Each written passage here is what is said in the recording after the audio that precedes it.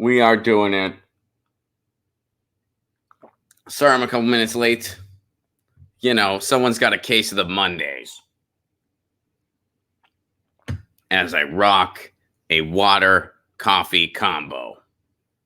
As I always do. I hope everyone is well. I hope everyone is having a happy Monday. What's up, Karen? How are you? Happy Mondays. Great band. And it's Music Monday. It's Music Monday. Hope everyone is having a good one.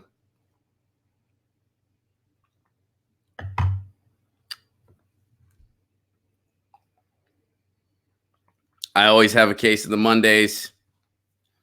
I usually don't. I usually just take the days as they are. DLJ, it's Tuesday where you're at. I'm gonna lose some days when I go out to Australia. I hope everyone is having a good one. How am I? I am great. I am wonderful. I had a good weekend. I hope everyone else had a good weekend as well. I know we had some crazy stuff happen on the planet this weekend. And we'll be talking about that some. We're actually going to talk about that. Great White Shark has a road trip to Maine. That's badass. Where are you starting at? Ron, is that a comic strip coffee cup? No, it's a coffee. This is a Kurt Vonnegut coffee mug, and it's quotes of his. These are all Kurt Vonnegut quotes. And this is my favorite coffee mug that I have. When are you in Australia? I'll be there next week. Well, I will not be in Australia until November. So I will, I might miss you unless you live there, in which case I'll see you. But yeah, we'll be in Australia in November. Tickets for Adelaide and Perth are available now. Tickets for Melbourne and Sydney are going to be available really, really soon. What's up, Kevin? How are you? What's up, Jeff? All right, let's do this. Let's do this. Welcome to Get Your News On with Ron, the world's first viewer-curated streaming news show. What does that mean? That means you guys tweet me articles, you send me ideas, and that's how we build the show. I'm seeing everything for the first time. So are we. And man, what a depressing Monday as far as the news goes. We have had more mass shootings than we have had days in 2019. There's been about 249 mass shootings. There have been 215 days within the year. That's a glaring statistic. We had shootings in Ohio and Texas over the weekend. And once again, you know, we talk about mass shootings on this show. I've made this statement. I'll make it again. We are not going to see any gun policy within my lifetime. We're just not. It's not going to happen. And it's really sad that's the case. I've never wanted to be wrong about anything more in my life. But we're not going to see it. We're just not. Because, you know, someone posted this meme. You've probably seen it. It's circling around the blogosphere. But it's just a circle of things. It's just, you know, a shooting happens. People say thoughts and prayers. Republicans pontificate about one perspective. Democrats pontificate about another perspective. Nothing happens. People forget. Another mass shooting happens. That's just the circle. That is the circle. Neither political party will take on the NRA. It's not going to happen. Even though they are supposedly weaning in power, they still got the dollars. We're not going to see a common sense weapons policy, a common sense gun policy in my lifetime. I firmly believe that to be true because they're killing our children. And no one's done a thing. If they go after the children and nobody cares, what's it going to take? It's not, well, what's it going to take? It's like, no, they don't care. And as the Onion points, there's no way to prevent this, says Nation, where it's the only place where this happens. I kind of butchered the headline. Their headline's way funnier. But, guys, I had a little bit of hope. I do have a little bit of hope here. Because finally, there's a politician out there who really gets it. And this lady, she's got a plan. She's got a plan to fix all this. And, man, she nailed it. I'm behind her 110%. Check this out. Look at this. Ohio lawmaker Candace Keller. She gets it. She knows who's to blame here. And if you couldn't tell by now, I am on the sarcasm slide. Gay marriage and drag queen advocates. That's why the Dayton shooting happened. Candace Keller, she gets it. A lawmaker in Ohio. That's her job, by the way. She's a representative. Blamed the breakdown of the traditional American family, gay marriage, and drag queen advocates for the Dayton massacre in a since deleted Facebook rant. Oh, I can't imagine why she'd delete this gem. Well, let's just go ahead and look at the gem itself, shall we? Here you go. Here's what she posted. She has since deleted this. This is a representative, by the way. This is a person who is elected in office. All right, here's her quote. After every mass shooting, the liberals start the blame game. Why not place the blame where it belongs? The breakdown of the traditional American family. Thank you, transgender, homosexual marriage, and drag queen advocates. Fatherlessness, a subject no one discusses or believes is relevant. The ignoring of violent video games. She took that straight out of a playbook from the mid-90s. The relaxing of laws against criminals. Open borders in parentheses, just in case we didn't know, because that people who come here, people who are desperate and come here seeking asylum, they're criminals, according to people like her. Those are criminals. The acceptance of recreational marijuana, of course, because we all know every shooter is usually stoned. That's one of the most common side effects of pot. You smoke pot, and all of a sudden you're like, I gotta shoot someone. That's what happens when you get stoned. You got to just suppress it. Bill Hicks said it famously over 20 years ago. It's like, have you ever seen an act of aggression committed by a stoner? No, because it's impossible. Bill Hicks has been saying that since the 90s. We've known that since forever. We realized a long time ago that Reefer Madness was just a bunch of propaganda on the behest of Big Pharma. All right, here we go. Let's check out more. Let's check out more of this gem. And I know it might be a little blurry for you guys, but I'll, yeah. Okay, so that's our other thing. Pot, failed school policies. Hello, parents who defend misbehaving students. What does that even mean? What does that even mean? She blames the parents? The parents of students are to blame for this because when the students misbehave, the parents are like, well, I'm on, and I get it. There is a lot of helicopter parenting that kind of started. I don't know when it started, really. I think it was like sort of right after my generation that kind of started. And I do agree there's a certain that is an issue. And I'm actually not, I mean, does it have anything to do with mass shootings? No. No, I think that's just her grasping at straw man big time. In case all the other gems she threw before wasn't enough to tell you, I think that's kind of a straw man big time. But I do have to say, helicopter parenting is something that's going on and is something, or if refers to the truancy thing that Kamala Harris put. That's not what I'm referring to. And I'm speaking as somebody who did teach some, where I actually did occasionally hear from parents. I was teaching college. I was teaching community college. Whenever I heard from a parent, I never responded. I would talk directly to the student because I'm like, you're too old for that. I'm not speaking to your parent. But anyway, that's kind of a side tangent, which, by the way, has nothing to do with this topic. This is just a straw man that she threw out there. All right, let's see what other gems she has. All right, so... All right, misbehaving students, that's disrespect to law enforcement. You have got to be kidding me. Thank you, Obama. Yeah, because Obama really cracked down on police brutality. The Obama administration really did something about that. And over-militarized police has nothing to do with it. Disrespect to law enforcement. Hatred of our veterans. Thank you, professional athletes who hate our flag and national anthem. This is Kaepernick's fault. This is Kaepernick. This was him.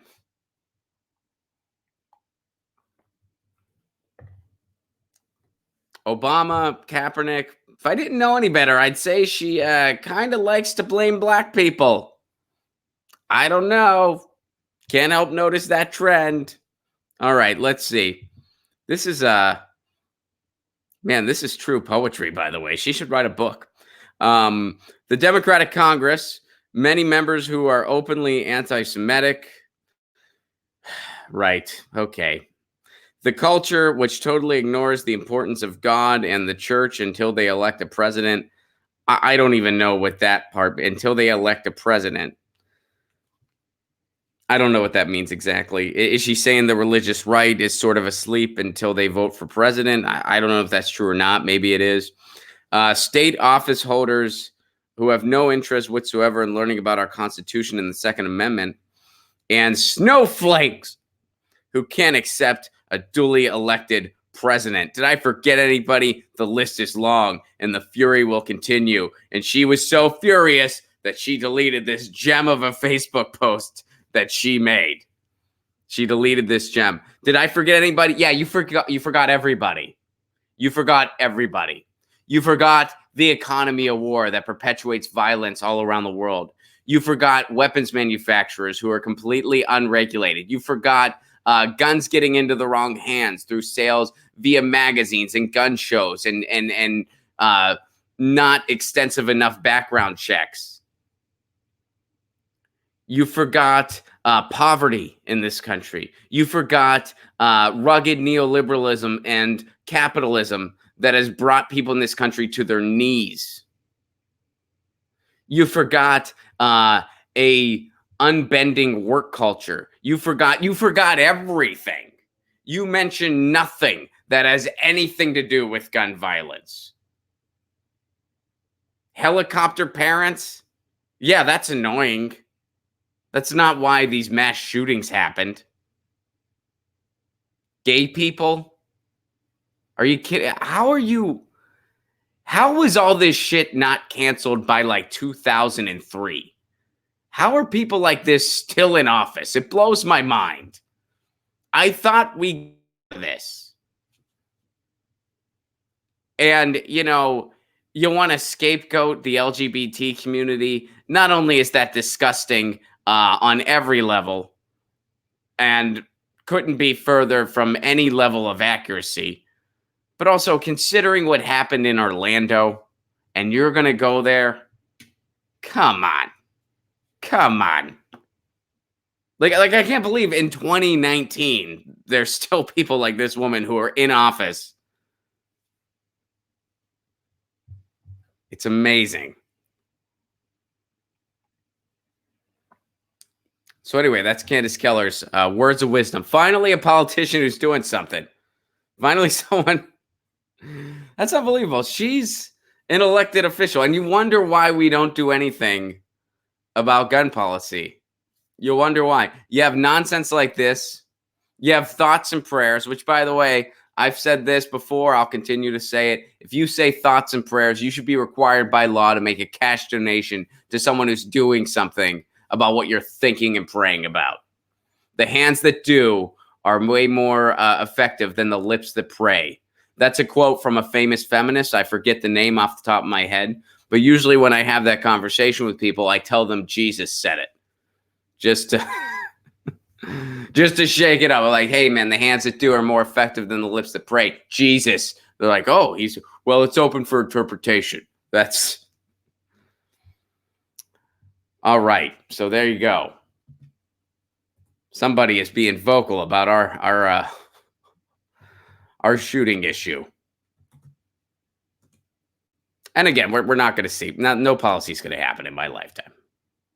I guarantee. For those of you who think we don't need it, which we do desperately, and there's so many things we could do for a more common sense gun policy, so many more extensive background checks, registering it like a car, having letters of reference, having screenings, mental health screenings, required classes. There's so many things we can do. And if you're a gun owner who's a responsible one and you think, gee, that's a pain in the butt, that's really inconveniencing me. Yeah, it is inconveniencing you. And maybe that's not totally fair to you because you followed the rules. You use it for hunting. You're very responsible, whatever. But don't you also want to live in a society where we don't have this? Where kids can go to school and not have to worry about getting shot? where people can go to a movie theater, not have to worry about getting shot, can go to a Walmart without having to worry about getting shot, can go to a garlic festival, can go to a music show. You get the idea. Isn't that worth it? Isn't a little bit of inconvenience worth it? Yeah, it is. The answer is yes, it absolutely is. So that's what elected officials are doing, stuff like that right there. Here's what some doctors are actually doing. Guns and public health, applying preventative medicine to a national epidemic. Let's see what this is all about. So here's what the article says from CBS News. It happened again twice in less than 24 hours. Are any of us surprised? No. Can anybody help? Yes, people can, but chances are no one's really going to, at least not at the mass level. When a panel of 7 doctors was asked how many had seen a gunshot victim within the past week, 3 hands went up. I think people think that if their loved one gets to a hospital, that there's magic there, but sometimes it's just too much for us. If there was ever a time for preventative medicine, it's now, says a group of doctors. So Dr. Roger Mitchell says a grandfather was shot yesterday, a son was shot yesterday, a mother was shot yesterday. And the day before that, there were 5 people that were shot that were connected to Americans in this country. They've had enough and seen enough. The only thing worse than a death, says Dr. Ronnie Stewart, is a death that can be prevented. So Dr. Stewart, Boone, and Mitchell, along with Drs. Albert Oshbar, Neva Lubin-Johnson, Chris Barsotti, and Megan Ramney, were in Chicago this past winter as more than 40 medical organizations who normally operate separately joined forces to address the 40,000 firearm-related deaths that occur each year. Their meeting followed a tweet from the NRA. Now I remember that tweet where doctors were speaking out about shootings, and someone said, the NRA said, someone should tell self-important anti-gun doctors to stay in their lane. And Dr. Bone, a trauma surgeon in New Jersey, snapped a picture of a waiting room and said this: "Hey, NRA, want to see my lane? Here's the chair I sit in when I tell parents their kids are dead. How dare you tell me I can't research evidence-based solutions? Thank you, Dr. Bond." And I'm probably mispronouncing your name, and I apologize for that. So then a bunch of medical professionals responded with hashtag "This is our lane." Our motto is do no harm for physicians, but I think the community felt that harm was being done to us by that tweet. Okay.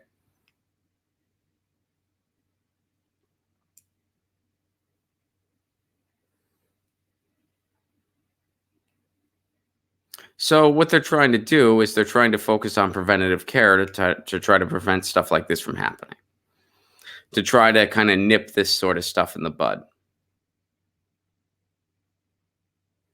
I guess they missed the message that it's just Colin Kaepernick and the gays. They must have the doctors missed that message. They're thinking we can focus on preventative care.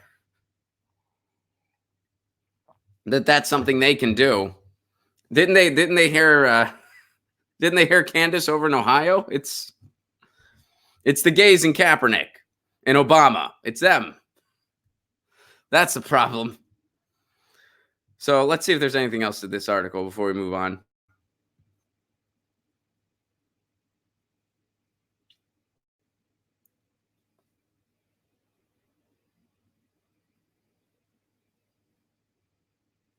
So they're calling for more preventative care, and they're also calling for gun policy. And they're saying, look, this is our lane too. So what they're saying is doctors are not experts. This is Dr. Winnemute who says this. Doctors are not an expert on gun policy unless they do their homework. What doctors are experts on is the consequences of violence. If doctors choose to be, they can become experts on policy. And this is about stopping shooters before they shoot. So focus more on preventative care. I get that. But you know what? One thing I will say in response to this, we have this illusion that somehow people sitting in office are these policy experts all of a sudden just because they're sitting in office and they get a vote. I can only speak from my personal experience. In the past 2.5 years of my life, because I've worked on the Jimmy Dore Show, I've been around the political arena, And not just because of the Jimmy Dore show, because of other shows too. I used to be a regular on the Stephanie Miller show. I got kicked off. I've been around more people in the political arena than I ever have been in my life. As a result, I am more cynical towards the process than I ever have been. I am more radical than I ever have been. I have less confidence in electoral politics than I ever have in my life. Whenever I meet people in the political arena, I think less of them after. That is 90% of the time. 10% of the time, I feel like this is a diamond in the rough. 90% of the time, I used to say 70% of the time, I realized that was being too generous. People in the political, there's not some special badge that they have, some type of expert badge that they're wearing. A lot of times they just talk nice, and a lot of times they're susceptible to corruption. Because to really play the political game, it is the most corrupt thing I've ever seen in my life, and I'm in show business. And again, I am speaking from one person's experience, but in my experience, show business on its worst day has more integrity than the political arena. I mean, I had a joke about it in my act where it's like sometimes people ask me if I'm going to run for office ever, and I say, no, I'd rather stay in an industry that has a little more integrity like show business. That's not an embellishment. That's the truth. So this idea that doctors aren't qualified to talk about policy, doctors, I'm telling you, don't sell yourself short. My message to that doctors, it's awesome you're focused on preventative care. That's great. That's something you can do that can certainly help this. Of course, health is part of the conversation. It's not the only conversation when people just say, oh, it's a mental health issue. No, it's an all the above issue. And gun policy is part of that all the above. So don't try to make it out like it's just, is our lack of healthcare in this country part of the conversation? Abso-frickin-lutely. Is mental health part of the conversation? Abso-frickin-lutely. But is gun policy part of the conversation too? Yes, absolutely. So don't try to make it out like it's one or the other, or that guns aren't the problem. They are too. But anyway, it's awesome that doctors are focusing on this, but don't try to make it out like, oh, we're not policy experts. We're just, yeah, you're doctors. You save lives. You're medical professionals. Some politicians, not some expert on policy that you're not. You know how much I like the idea of doctors in government is that the last presidential election, I voted for one. I voted for the Harvard-educated doctor. I sometimes think about that. If you just described, like if all the fluff and the media and all the hype was just like completely not there, and you just described all of the nominees to like somebody, and then they just went in and voted, Jill Stein would have won by like a landslide. You know what I mean? Like, because it would have been like, okay, so this person's a TV host who is a reality TV star, has a history of saying very questionable things, has a racist history, and is basically just a big plutocrat. This other person is maybe the most corrupt politician ever in our times. Definitely the most corrupt of the Democratic Party. It was very. The primary was absolutely gross. This other person, Harvard-educated doctor. And then this other guy believes that we can run healthcare like an Uber app. Anyway. So I guess my point is, doctors, you could talk about policy too. You know, just because someone's in office, they don't have some policy expert badge. All right. That doesn't exist. It really doesn't.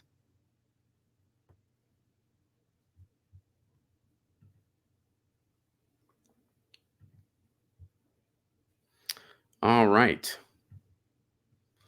Oh, and here's a friendly reminder.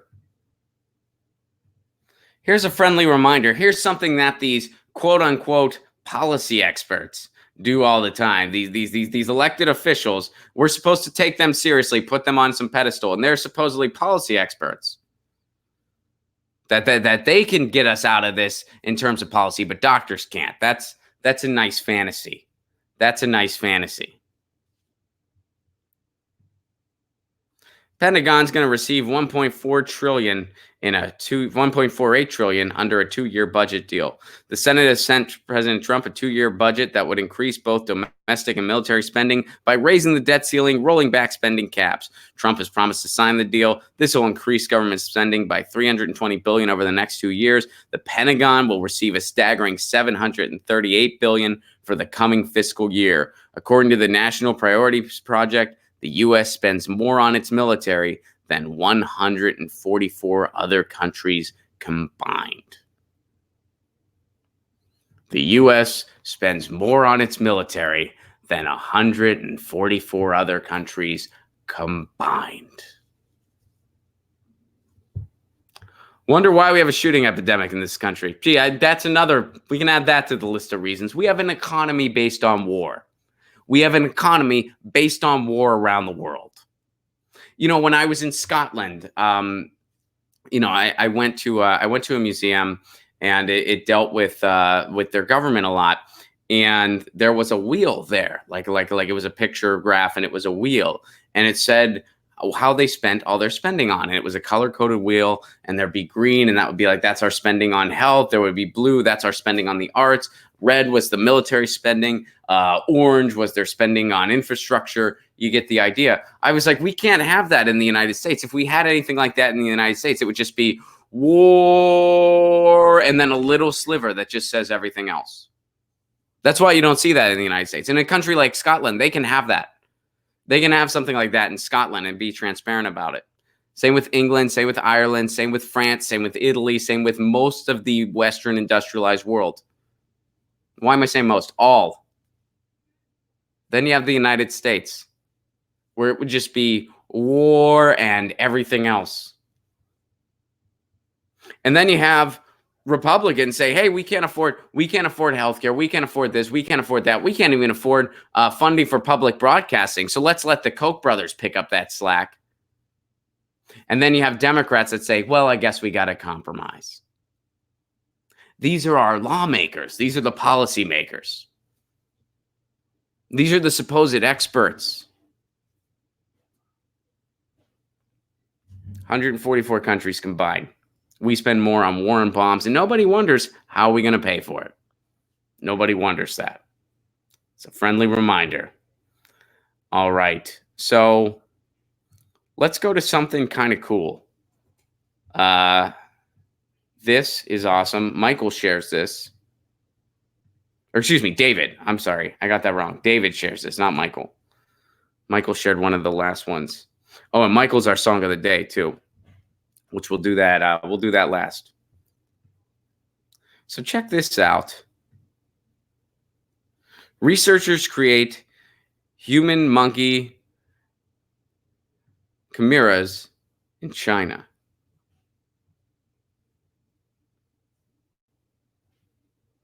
Did I pronounce that right? I always forget how to pronounce that one. Chimera. Yeah, chimera. That's how you say it. Chimera. So, which is a Greek mythology creature, but the way, like it's a half, I think it's kind of like a centaur. But how they mean it here is that they basically made a human-monkey hybrid. So they don't mean it in the Greek mythology way. They just made it in the way that, like, they made a hybrid, which is pretty badass. All right, so let's see what's going on here. Scientists are experimenting with human-monkey chimeras in China. According to a report by a Spanish newspaper, El País, researchers are inserting human cells into monkey embryos in the lab and watching them grow. Dude. So the purpose of these experiments is to create human-monkey chimeras, or more specifically, human-monkey hybrids. Chimeras are single organisms made up of cells with different genotypes. Most research involving chimeras is aimed to developing techniques for growing human organs for transplantation. So Belmonte, this is one of the scientists involved with this, has previously worked on similar chimera experiments involving human cells and pig embryos. The human cells failed to take hold and grow. However, this guy successfully grown mouse-rat hybrids. So the experiments were conducted in China for legal reasons. It is illegal to use federal funds for human-monkey hybrids research in the United States. So you can't do this in the U.S., but you can do this in China. So I guess they've had difficulty just kind of making the organs themselves, but they've had some success with hybrids. They had a success with a mouse-rat hybrid. So they're thinking, well, what if we make a human-monkey hybrid? What if that human-monkey hybrid is kind of the next step in evolution, because they got the intellect of humans, they got the strength of monkeys, and Planet of the Apes becomes a reality. They take us over. So if you have, so let's say this is successful. They successfully grow these human-monkey hybrids. It's capable of rational thought. It's being grown for the sake of organs. So chances are that this being will not really have a life. It'll just be, organs for transplantation. That's what the article said. It's organs for transplantation. Well, they might not like that. They might be aware of what's going on. What if they break out? This is a science fiction movie waiting to happen. In China, they are developing human-monkey hybrids for the sake of organs. The human monkeys, if this comes to fruition, they're not going to like that. They're going to break out. Now, how do they breed? That's the question. What really happened is that there's some mad scientists. What happens is there was a mad scientist behind all of this. Somebody is taking notes right now, and they're going to steal my $1 million idea. Fortunately, this is all documented. There's a mad scientist, all right? And there's like, and he makes it out like it's just one. Like this is just one experiment. He's doing it in China because it's illegal in the U.S. And there's just one kind of human-monkey hybrid going on, and he's monitoring it. What they don't know is that underneath, he has an entire army of human-monkey hybrids, because he sees a fortune to be made. No one will ever have to worry about an organ transplant again. And don't worry, they're not going to be thinking rational beings. They're not going to know what's going on. This is just for organs. Turns out he was wrong, and he has an army of rational, plotting human beings. They have the intellect of, I don't know, like a 30-year-old or something. And they're like, hey, we got to get out of here. They want our organs. We know what they're doing here. They break out, and there's an army of them. Nobody knows how. And they start taking over the world. All right, let's see how far along this experiment is. That's a movie waiting to be made. Scientists in China have previously inspired international criticisms for experiments involving genetic and modification of human embryos. British and Korean researchers have also been criticized for cloning human embryos. Now, according to Nunez, one of the scientists involved in this, researchers built in safeguards to avoid certain ethical problems. For example, the stem cells are designed to self-destruct before they can migrate to the brain and begin building human neurons. So that's what's going on to prevent like an actual thinking human from happening. The stem cells are designed to self-destruct before they can migrate to the brain. So they're basically just doing this for organs, and it's just going to be like kind of like a being that it sounds like it's not technically a living being. Like it's not going to actually be like living and thinking. But in my movie that I'm about to make, it's going to fail, and they're going to be able to do that, and they're going to take over the freaking planet. If we had rational monkey humans, that would be the next step in evolution, because they'd be stronger than us. They would develop more advanced weaponry. They'd have our intellect, but they'd have the strength of monkeys. They would be very, hand-to-hand combat, you wouldn't have a chance. You would have no chance in hell against one of them. They're way stronger, and they can just gross you out. You want to just go hand to cuffs? You want to box them? They're going to be like, hey, not illegal. I can throw my poop at you. There, now you have shit all over your face, and you got to continue boxing this human monkey who's way stronger than you. And you're like, oh, man, poop's all over me. Bam, knocked out for the count. That could be another direction this entire story goes. The human monkey clone, the human monkey creation becomes a world-class boxer because it has the secret. You know how like in Street Fighter you would have that superpower ability where like that one like monster guy, he could make himself electric, and most of them could just like throw these little fireballs at their opponent or whatever. Well, this box just throws poop. Just throws poop at you. That's what they do. So pretty crazy. That's some pretty crazy news from the science world. They are making human-monkey hybrids. They're trying to make human-monkey hybrids. And man, it'd be kind of crazy if that's successful. It'd be kind of crazy. This is one of those like, hey, there's science news that makes Ron just go, whoa, that's nuts. It's one of those. All right, let me see what you guys are saying. And that is how we will end the show today. Oh, and song of the day. Song of the day is from Michael. Michael, thank you for the song of the day. And Michael introduced me to a band I was not familiar with. The song of the day is a song called Making Strange Peace by a band called Metz, M-E-T-Z, Metz. I had not heard of them. I believe they're out of Toronto. Michael introduced me to them. He's like, look, you talk about Nirvana a lot. You talk about a lot of the early alternative indie a lot, which I do. I'm a big fan of all that stuff. He's like, I think you would like Metz. Metz is a indie rock noise punk group out of, I believe they're out of Toronto. Very Fugazi-esque, but they're modern. They started, I believe, in 2008. So they're a newer band. Kind of Fugazi meets Pavement meets like Mudhoney. They definitely have like a kind of grungy Seattle throwback, but it's very modern, very happening, and very unique. Great noise punk music. I listened to them all day after Michael introduced me to them. You can check out a bunch of their albums over on their Bandcamp. That's Metz, M-E-T-Z. Check it out. And the track I recommend starting with Making Strange Peace. And that's a suggestion from Michael. Michael, thank you for that suggestion. Again, the song of the day, Making Strange Peace by a band called Metz, M-E-T-Z. Check out Metz. Check out their entire catalog. All right. Let's see.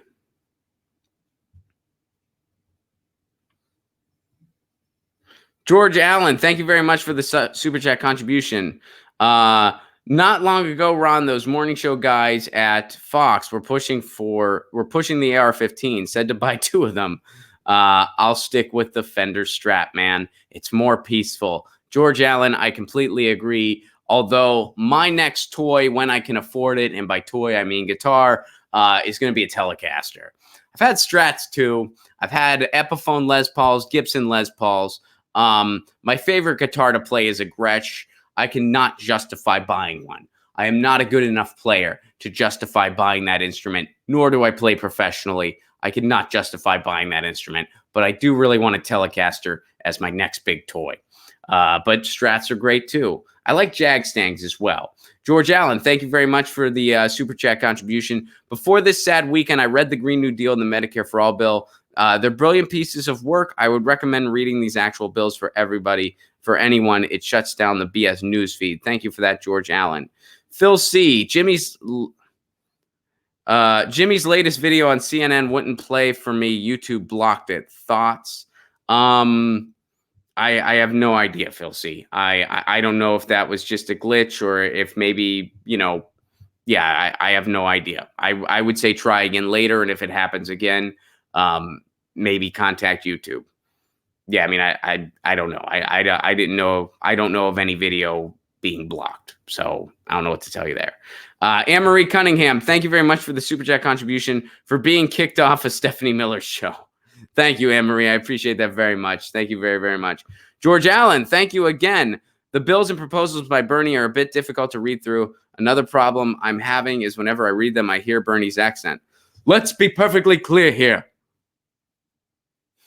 Thank you, George Allen. Lainey Peterson, thank you very much. Keep up the good work, Ron. Thanks for all you do. Thank you, George. Thank you, Phil. Thank you, Anne-Marie. Thank you, Lainey. Thank you very much for your Super Chat contributions, everybody. It is very much appreciated. Tour dates, I got them. I'm coming to the upper Midwest. See, I'm getting in that better habit. You guys called me out. You were like, Ron, nobody says Northern Plains. You're the only person who says that. Stop it.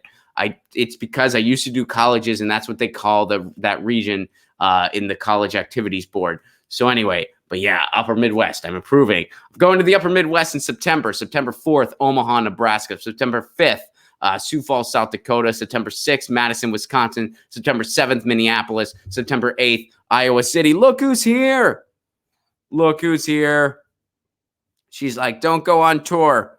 Don't go on tour. I want you to stay home. Don't go on tour. And also, November, Australia, we're coming. Perth, Adelaide. Tickets are available now. Go get them at ronplacone.com. Melbourne, Sydney. Tickets will be available real soon. We're coming. We just don't have all the details ironed out yet, but we will be coming to Melbourne and Sydney. Tickets will be available real soon. You'll find out here first when those go on sale. And I'm going to be in Hawaii in December. For everyone, I'll see you at the live Jimmy Dore show. I'll be there. And also, Graham Elwood and I should have a stand-up show on one of the other islands. Should have more announcements about that soon. So if you're in Hawaii, I'll see you in December. And 2020, we're going to be touring a lot. So stay tuned. We're going to have 2020 dates available real soon. Tickets are always available at ronplacone.com. If you want to support this show on the sustainability end, please do consider becoming a patron. For a Give What You Can level, you get all kinds of exclusive content. I'm trying to make Get Your News On with Ron my full-time thing. I'm trying to bring it to that level. I could use your help in doing so. I want to upgrade equipment. I want to get a new streaming laptop. I want to get more guests. I want to have more streams. I want to do more interviews. I want to do interviews daily. I want to do debates. I want to do different segments. I want to do diet topics. I want to start Get Your Food On with Ron, where I share some of my recipes with y'all. I could use your help in getting there. Patreon.com/Ron Placone if you are so able. And if not, I totally understand. Please like these videos, share these videos, make sure you're subscribed. Let the ads play through in a separate window. And don't just do that for me. Do that for all the content creators you know and love, because it helps make what we do possible. And Lucy loves it. LucyandRon.com to check out the Lucy and Ron webcomic, by the way. We've been pumping those out every Saturday, myself and Inks Pixels. It's been a really fun project. There's some really fun comics there. Daniel gives a shout out to Jag Stangs. Those are dope guitars. I just fell in love with Telecasters recently, you know. I really did. I fell in love with the Telecaster. Guys, we are out of time. Thank you so much for being part of this. Thank you for being the best executive producers in the business. I call you all the executive producers because that's what you are. You guys tweet me articles. You drop them in our Reddit subsection. That's how we build the show. That's how we do things here. It's the chaos. It's the improv news. Can you see Lucy? She wants to say goodbye. Lucy, say, or she just wants to chill. She was like, I was actually zen and really just enjoying you petting me and talking. And then, yeah, she's going back. She's like, no, my position was right on. She's like, I was laying at a perfect angle. I was feeling I think she's meditating. That's what she's doing. We'll let her get back to meditating. We'll be back tomorrow, same time, same channel, 1 p.m. Eastern time, 10 a.m. Pacific time. This has been Get Your News On with Ron, the world's first viewer-curated streaming news show. Until tomorrow, you know the drill. Lucy says meow. I say peace. Peace.